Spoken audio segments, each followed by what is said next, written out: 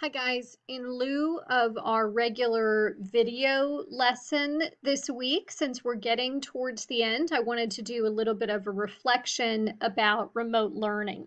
What you see on the form are a series of survey questions.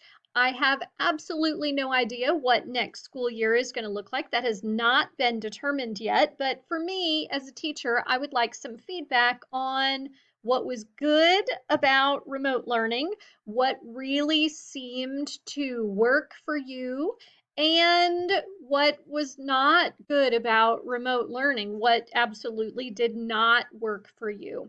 I'm really looking for social studies specific information in order to help me out for my students next year in case we find ourselves in this situation again.